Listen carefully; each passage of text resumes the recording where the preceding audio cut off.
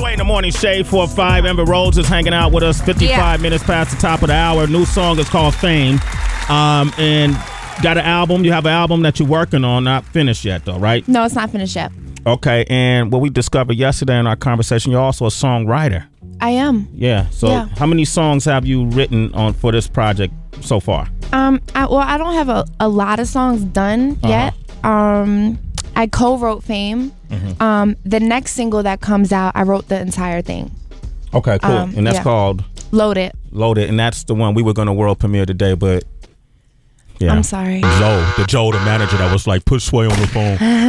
What's going to happen? I mean, what do you think he's going to say to me? Like, what would he say? Is that Joe right there? No, it's not Joe. That's not Joe. Shout out to Joe. He means well, though. I know Joe. Joe's a good guy, man. He's a good guy, man. And I hope he takes your career far. And what we're trying to do is help you out here. Not that you asked, but, this is like, I appreciate that, Sway. Everybody got your back. Okay. All right, so this is like artist training. And one thing that a lot of artists don't do well is media. Okay, so we're going to do some media training courtesy of Devi Dev. Cool. Okay, so what we're going to do is she's going to give you some points, right? Yeah. And we're going to play a piece of interview that Amber's done. Right. And then Dev is going to give you about 5 pointers.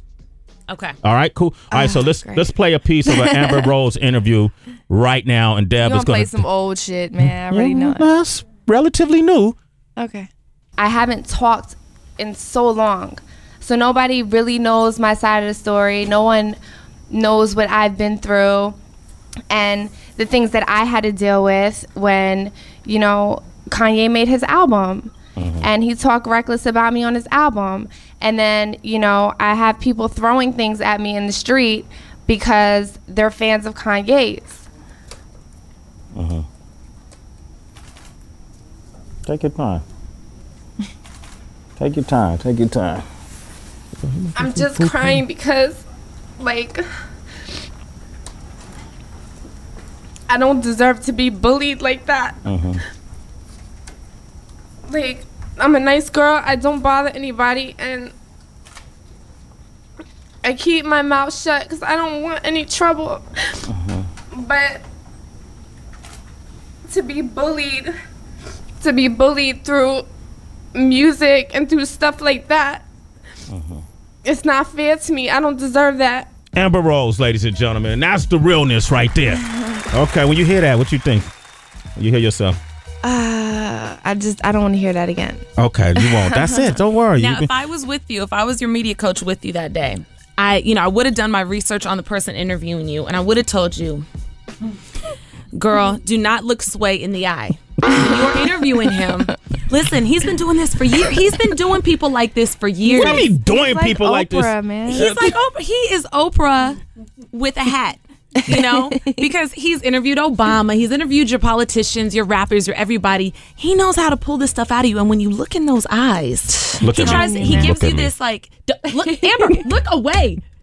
He gives you an endearing look that lets you think it's okay. I know, Sway. Damn you. Not okay.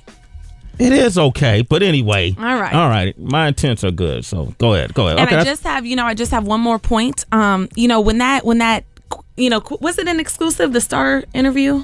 I'm not going to ask you about Kanye. Yeah, no, yeah. Now, how did it come about that you linked with Star magazine? Okay, so quickly, I'll tell you the story very quickly. I was in the mall in LA, and a fan of mine, or I thought was a fan of mine, came up to me and was like, Amber, I'm such a big fan of yours. I love you and Wiz. Can I please take a picture with you?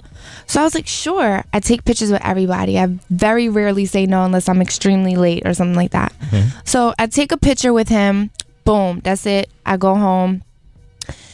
2-3 days later, I get a call from Star Magazine. Well, my management gets a call.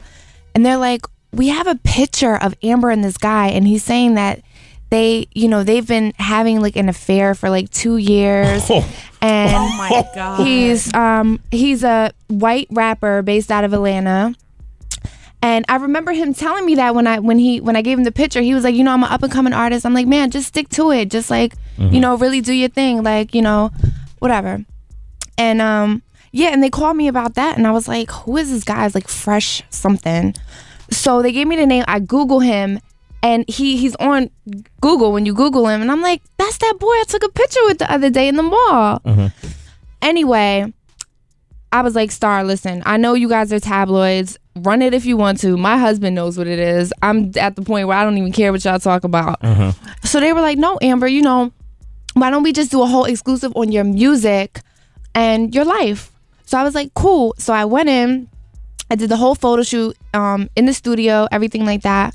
Had the whole interview, and, you know, she had asked me a question that I've been asked a million times, and I just got fed up, and I said what I said, and then that's it. But initially going into the interview, I wasn't planning on saying all that.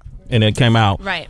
Here's what we would have done if I went with you that day. Okay. This is part of training. Now, number one, the story, you know, the exclusive with Kim Kardashian, I believe 1,000%. Like, I believe that 100,000%. I think you had a right to tell that side of your story. Here's where we went a little wrong. Star Magazine. Kim is, you know, able to be on the covers of like You're in Style, You're in Touches. She's getting a little bit more credible look.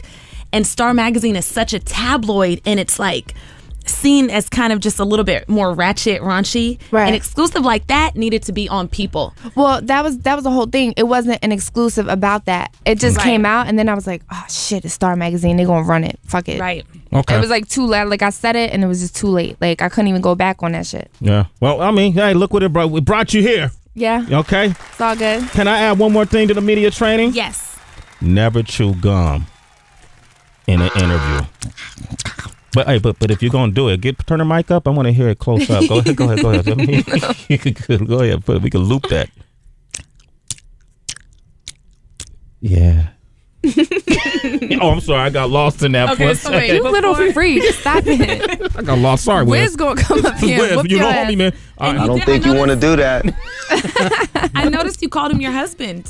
Yes. Are you guys for real married? We're not for real married. Like legally, we're not married, but he is my husband and I'm his wife. And we just, you know, we're really busy, and like we love each other so much that we don't really feel like we need like papers and stuff just to prove that we love each other right now. I mean, we're definitely going to get married when we have time to just chill out and enjoy our marriage and like lay down and have babies and stuff.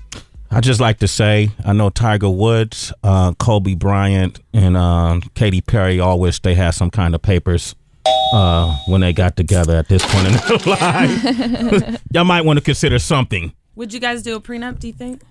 We never talked about it. I don't know.